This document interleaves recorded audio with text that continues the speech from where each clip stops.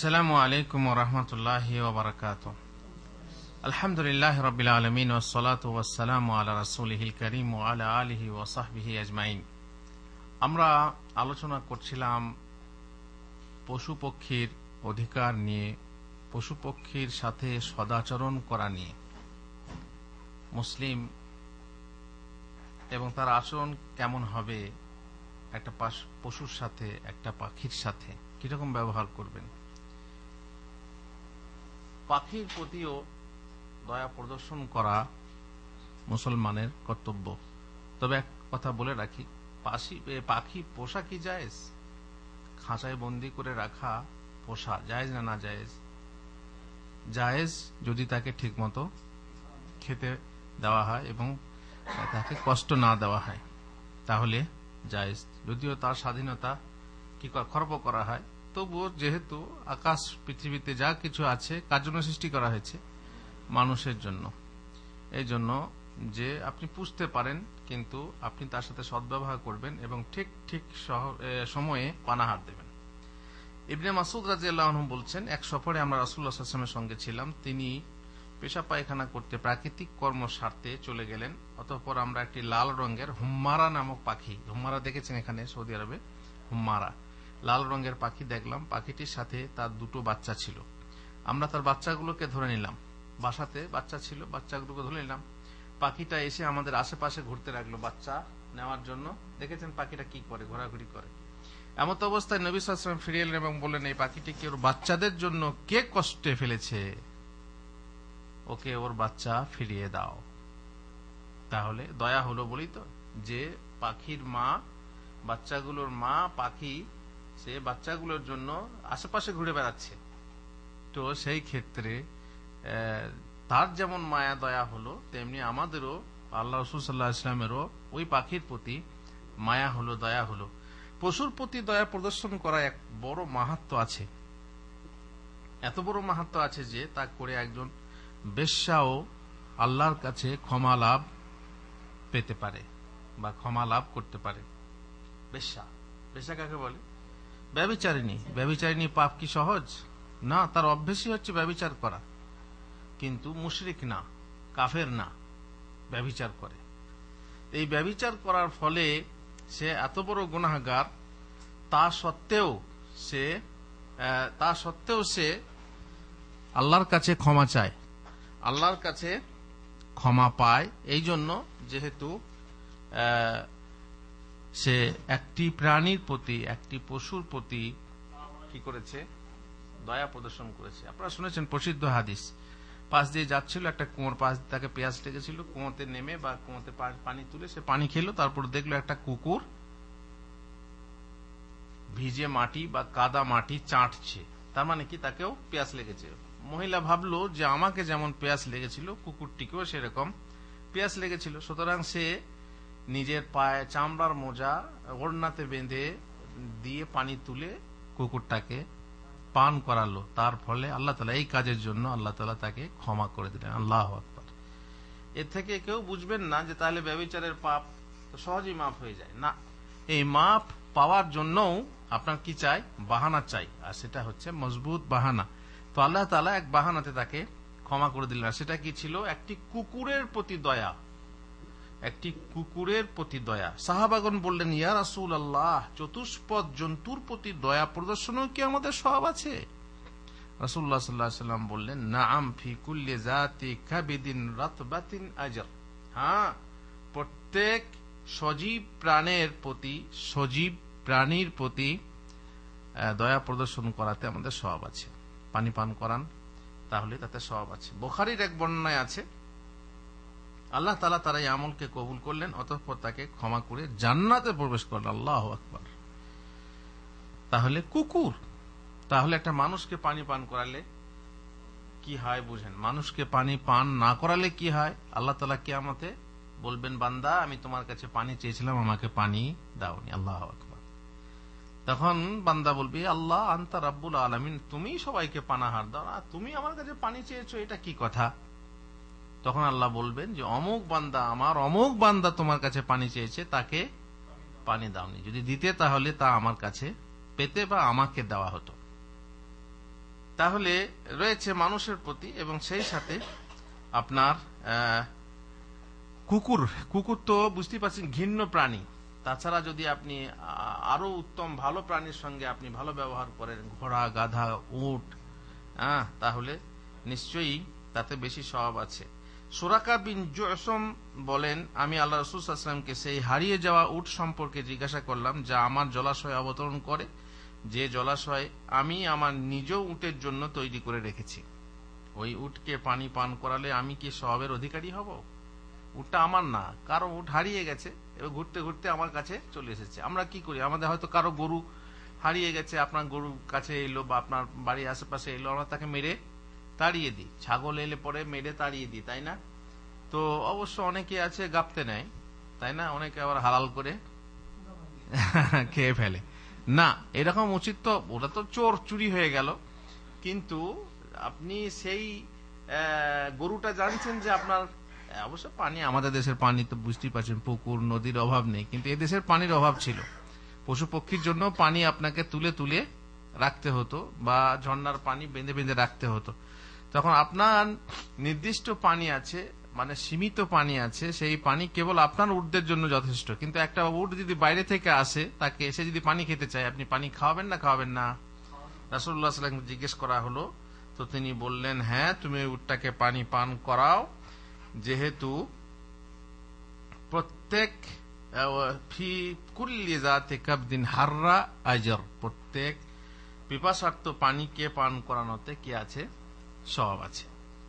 মহানবী সাল্লাল্লাহু আলাইহি ওয়াসাল্লাম আরো বলেছেন, মান হাফারা মাআন লাম ইয়াশরাব মিনহু কাবিদুন হাররা, যদি কেউ কুয়ো খোদে কিংবা আপনার কল বানায়, কল বানিয়ে দেয়, পানি পিপাসা দূর করার জন্য টিউবওয়েল বানিয়ে দেয়, তাহলে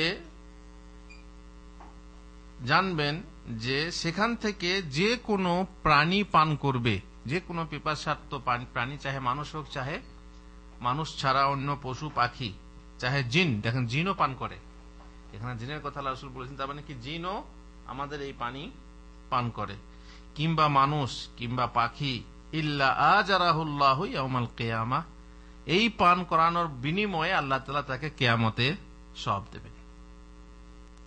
আপনি পানিটা আপনার নিজের প্রয়োজনে করেননি, করেছেন কি জন্য? যে আল্লাহর কোন বান্দা, আল্লাহর কোন মানে সৃষ্টি পশু পক্ষী এখান থেকে পান করবে, তাহলে পরে এই নিয়তে যদি আপনি করেন, তাহলে কিয়ামতে আপনি তার সওয়াব পাবেন।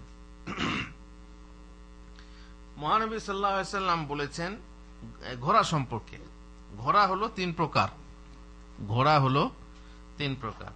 ঘোড়া কারো পক্ষে পাপের বোঝা, কারো পক্ষে পর্দাস্বরূপ, এবং কারোর জন্য সওয়াবের বিষয়। যে ঘোড়া তার মালিকের পক্ষে পাপের বোঝা, তা হলো সেই ব্যক্তির ঘোড়া যে ঘোড়া বেঁধে রেখেছে কি জন্য? লোক দেখানোর জন্য, গর্ব প্রকাশের জন্য, দেখো আমার ঘোড়া বাঁধা আছে। মুসলিমদের প্রতি শত্রুতার উদ্দেশ্যে পালন করেছে। সেই ঘোড়া জেহাদে ব্যবহার হয়, তাই না? যুদ্ধে ব্যবহার হয়, কিন্তু যুদ্ধ কার বিরুদ্ধে করবে? মুসলিমদের বিরুদ্ধে। তাহলে এই ঘোড়া তার মালিকের জন্য পাপের বোঝা। যে ঘোড়া তার মালিকের পক্ষে পর্দা স্বরূপ, তা হলো সেই ব্যক্তির ঘোড়া যাকে সে আল্লাহর রাস্তায় জেহাদের জন্য প্রস্তুত রেখেছে, অতঃপর সে তার পিঠ ও গর্দানে আল্লাহর হক ভুলে যায়নি, তার যথার্থ প্রতিপালন করে জেহাদ করেছে। এ ঘোড়া হলো তার মালিকের পক্ষে দোজখ হতে অথবা ইজ্জত সম্মানের জন্য পর্দা স্বরূপ। এই ঘোড়া কাল কিয়ামতে পর্দা হবে জাহান্নাম থেকে। আর যে ঘোড়া তার মালিকের জন্য সওয়াবের বিষয়, তা হলো সেই ঘোড়া যাকে তার মালিক মুসলিমদের প্রতিরক্ষার উদ্দেশ্যে, মুসলিমদেরকে বাঁচাবার উদ্দেশ্যে কোন চারণভূমি বা বাগানে প্রস্তুত রেখেছে। তখন সে ঘোড়া ওই চারণভূমি বা বাগানে যা কিছু খাবে, তার খাওয়া ওই ঘাস পাতা পরিমাণ সওয়াব মালিকের জন্য লিপিবদ্ধ হবে। আপনি যদি আপনার বাগান থেকে খেতে দেন, তো আপনার বাগানের যে ঘাস, যে পাতা খাবেন আপনি, সে ঘোড়া খাবে, সে তার পরিমাণ সওয়াব আপনি আপনার নেকির খাতায় লিপিবদ্ধ হবে। অনুরূপ লেখা হবে তার লাদ ও পেশাব পরিমাণ সওয়াব, লাদ মানে পায়খানা, এবং পেশাব পরিমাণ সওয়াব লেখা হবে। সে ঘোড়া যখনই তার রশি ছিঁড়ে একটি অথবা দুটি ময়দান অতিক্রম করবে, তখনই তার পদক্ষেপ ও লাদ পরিমাণ সওয়াব তার মালিকের জন্য লিখিত হবে। অনুরূপ তার মালিক যদি তাকে কোন নদীর কিনারায় নিয়ে যায়, অতঃপর সে যদি সেই নদী থেকে পানি পান করে, অথচ মালিকের পান করানোর ইচ্ছা থাকে না, তবু আল্লাহ তাআলা তার পান করা পানির সমপরিমাণ সওয়াব মালিকের জন্য লিপিবদ্ধ করে দেবেন। মহানবী সাল্লাল্লাহু আলাইহি ওয়াসাল্লাম বলেছেন, নিশ্চয়ই আল্লাহ কৃপাময়, তিনি সকল বিষয়ে নম্রতা ও কৃপা পছন্দ করেন। ইন্নাল্লাহা রাফিকুন ইউহিব্বুর রিফকা। তা আল্লাহ তাআলা কৃপাময়, তিনি সকল বিষয়ে কৃপা পছন্দ করেন। সুতরাং জন্তু জানোয়ারের সাথেও আপনার কৃপা করা দরকার। কৃপা মানে নম্র ব্যবহার। গরু গাড়ি টানতে পারছে না, তখন আপনি কি করেন? দে মার, তাই না? অনেকে তো আবার গাড়ি যদি কাদায় পড়ে যায় তো গাড়ি তোলার জন্য গরুকে এমন মার দেয়, অনেকে আবার লেজে কামড় দেয়। লেজে কামড় দেয়, গরু উঠে পড়ে, মানে যাতনায় যন্ত্রণায়। তারপরে আরো অনেক ভাবে শাস্তি দেওয়া হয় পশু পক্ষীকে। না, এরকম করা যাবে না। প্রাণীর প্রতি কৃপা নম্রতা তিনি পছন্দ করেন। আমরা যে পশুকে সওয়ারি রূপে ব্যবহার করি, মনে করুন আমাদের দেশে কি সাধারণত সওয়ারি রূপে গরু আর মোষ বা মহিষ, এই দুটো সাধারণত আমরা সওয়ারি রূপে ব্যবহার করি। আরবে আছে উট আছে, গাধা আছে, আমাদের দেশেও কোথাও কোথাও গাধার উপরে সওয়ার হয়, মানুষে বোঝা বহন করে। তখন তা দীর্ঘ সময় আমাদের সাথে থাকে, তখন তার পানাহারের প্রতি খেয়াল রাখা আবশ্যক। সঙ্গে নিয়ে গেলেন গাড়ি, নিজের গ্রাম থেকে শহরে কিছু মাল নিয়ে গেলেন, বা ধান চাল নানা রকম বহন করার জন্য নিয়ে গেলেন, খেয়াল রাখতে হবে যেন তারা ঠিক সময়ে খেতে পায়, পান করতে পায়। যদি কোনো এমন জমির উপর সফর করা হয় যাতে বেশ সুন্দর সুন্দর ঘাস আছে, তাহলে পশুকে সেখানে কিছুক্ষণ চড়ে নেওয়ার সুযোগ দেওয়া কর্তব্য। নবী সাল্লাল্লাহু আলাইহি ওয়াসাল্লাম এটাও বলে দিয়েছেন। কি বলেছেন? ইজা সাফারতুম ফিল খাসবি ফাআতুল ইবিলা হাজ্জাহা মিনাল আরদ ওয়া ইজা সাফারতুম ফিস সিনাতি আও সানাতি ফাআসরিউ আলাইহা আস-সাyd। যখন ঘাস যুক্ত ভূমিতে সফর করবে তখন ভূমি থেকে উটকে তার অধিকার আদায় করো, তার মানে একটু ছেড়ে দাও যাতে ওই জমি থেকে কিছু ভক্ষণ ঘাস খেতে পারে, বা চড়তে দাও। আর যখন ঘাস পানিহীন ভূমিতে সফর করবে তখন সেখানে তোমরা থাকবে না, সেখান থেকে তাড়াতাড়ি বেরিয়ে যাবে, যেহেতু সেখানে ঘাস নেই, পানিও নেই। সেখানে তোমার কষ্ট, তোমার হয়তো উটের পিঠে পানি রাখা আছে, খাবার রাখা আছে, কিন্তু তোমার ওই বাহনের নেই। এই জন্য ওখান থেকে সরে যাও, সেই জায়গায় যাও যেখানে ঘাস পাতা আছে এবং পানি আছে। আল্লাহু আকবার। ইসলাম তাও সতর্ক করে দিয়েছে। তদনুরূপ পশুর উপর অধিক মাল বোঝাই করা বৈধ নয়। এখন গরুতে গাড়ি টানতে পারবে, গাড়িতে কয় বস্তা ধান, কয় বস্তা চাল চাপাতে টানতে পারবে, আপনি তার থেকে বেশি চাপিয়ে দিলেন। এবার টানতে না পারলে, আমাদের দেশের কাঁচা রাস্তাতে কোন সময় কাদা থাকে, সেখানে বড় কষ্ট হয় গরুর, মহিষের। যাতে বহন করতে অথবা গাড়ি টানতে তার কষ্ট হয়, এমন কষ্ট তাকে দেওয়া যাবে না। এত লোকের সওয়ার হওয়া বৈধ নয় যাদেরকে নিয়ে পশুর পথ চলতেই কষ্ট হয়। আপনারা নিশ্চয়ই শুনেছেন রাসূলুল্লাহ সাল্লাল্লাহু আলাইহি ওয়াসাল্লামের যুদ্ধ সফরের কথা, যে বদর যুদ্ধে বিশেষ করে উট কম ছিল, তার জন্য একটা উটের পিঠে তিনটে লোক করে ভাগে পড়েছিল। এবার তিনটে লোক যদি একসঙ্গে চেপে থাকে কষ্ট হবে না? হবে না? তো বলা হয়েছিল যে দুইজন চড়ে চাপবে আর একজন উটের লাগাম ধরে উটকে হাঁকিয়ে নিয়ে যাবে, তারপরে কিছু দূর গিয়ে আবার একজন নামবে আর এ চড়বে, আবার কিছু দূর গিয়ে একজন নামবে, এ চড়বে। তো রাসূলুল্লাহ সাল্লাল্লাহু আলাইহি ওয়াসাল্লামের সঙ্গে আলী এবং আরেকজন সাহাবী পড়েছিলেন।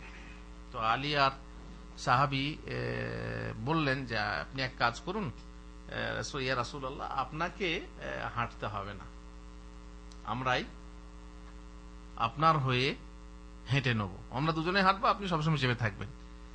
রাসূলুল্লাহ সাল্লাল্লাহু আলাইহি ওয়াসাল্লাম বললেন যে তোমরা আমার থেকে বেশি শক্তিশালী নও, আর আমি তোমাদের থেকে সওয়াবের আশাধারী কম নই, মানে আমিও চাই সওয়াব যেমন তোমরা চাও। আল্লাহু আকবার। আল্লাহ রাসূল সাল্লাল্লাহু আলাইহি ওয়াসাল্লাম মাঝে মাঝে নেমে চলেছিলেন। আর একটা প্রসিদ্ধ ঘটনা আপনারা শুনেছেন, হযরত ওমর রাদিয়াল্লাহু তাআলা আনহুর ফিলিস্তিন যাওয়ার ঘটনা। সঙ্গে ছিল খাদেম, আর খাবার, অত দূর সফর, খাবার সব পিঠেই চাপানো ছিল। দুটো লোক একসঙ্গে চড়লে উটের কষ্ট হবে, উট যেতে পারবে না, পৌঁছতে পারবে, এরকম হতে পারে।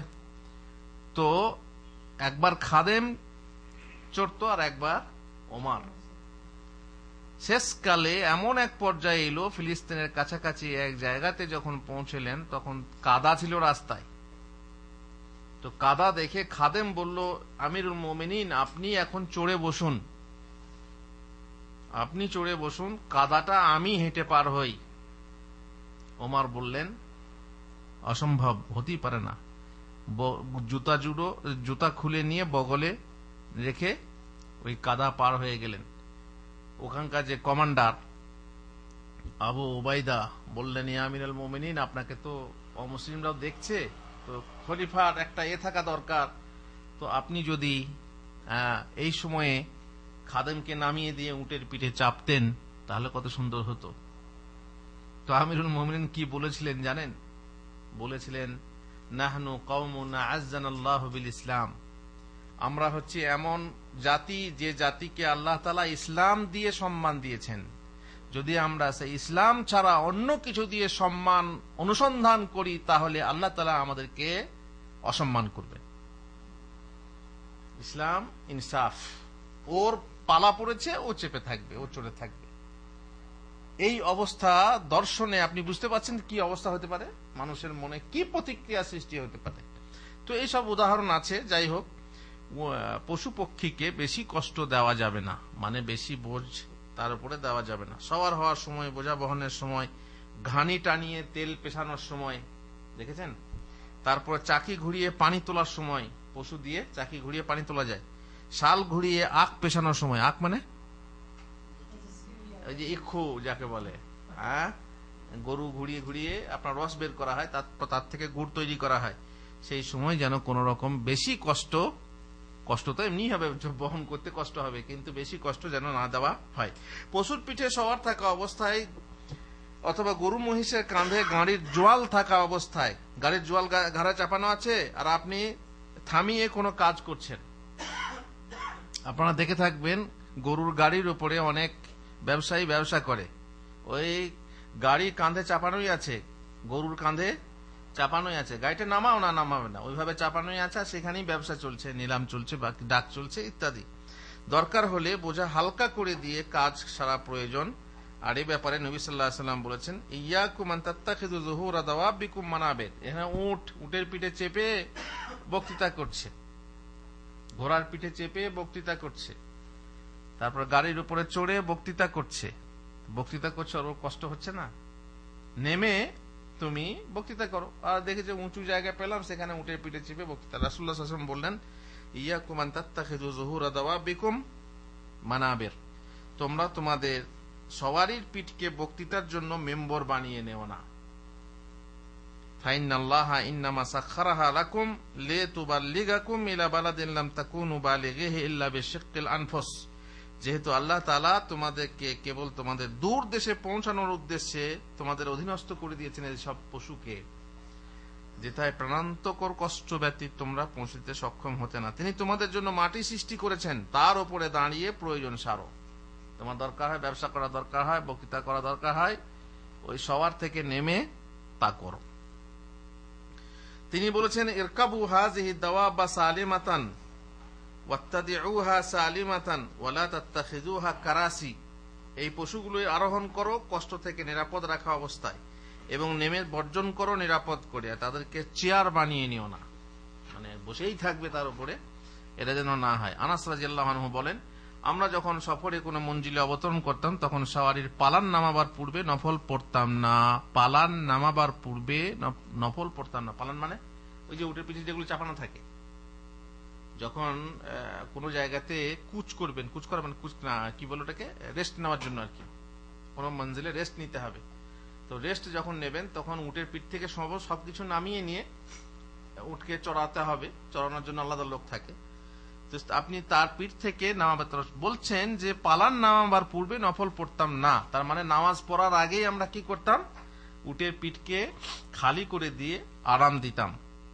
এ হলো আমাদের নামাজের প্রতি আগ্রহ হওয়া সত্ত্বেও সওয়ারির পিঠ থেকে পালান নামিয়ে তাকে আরাম না দেওয়ার আগে নামাজ পড়তাম না। আল্লাহু আকবার। তদনুরূপ সেই পশুর উপর সওয়ার হওয়া বৈধ নয় যা জমি চাষ করার জন্য সৃষ্টি করা হয়েছে। গরুর পিঠে চড়বেন, অবশ্য গরু পিঠ দেবে না, কিন্তু আপনি যদি ছোট থেকে অভ্যেস বানান হয়তো বা সেও হবে, কিন্তু গরু চড়ার জন্য নয়, গরু হচ্ছে গাড়ি টানা বা হাল টানার জন্য। হ্যাঁ, তো একটা হাদিসে আছে লা তাবকায়ান্না ফি রাকাবাতি বাঈরিন কিলাদাহ মিন ওয়াতারিন ইল্লা কুতিআত, কোন উটের গর্দানে ধনুকের তারের হার থাকলে তা যেন অবশিষ্ট না থাকে, তা ছিঁড়ে ফেলা আবশ্যক। আপনারা দেখেছেন আমাদের দেশে কোন কোন বাছুর গরুর, বিশেষ করে বাছুর গরুর গলাতে কি থাকে, তার বাঁধা থাকে, তার তামার না হয় লোহার। কেন বাঁধা থাকে বলুন তো, জানেন না পারা? হ্যাঁ, বদ নজর লাগবে না, বদ নজর থেকে বাঁচার জন্য তার বেঁধে দেয় গলাতে। এটা জায়েজ না জায়েজ? কি মনে হয়? এটা না জায়েজ, কারণ এইভাবে এটা শিরক।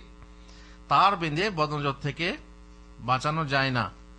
সুতরাং আল্লাহ রাসূল আদেশ করেছেন যে সমস্ত তার কেটে ফেলো।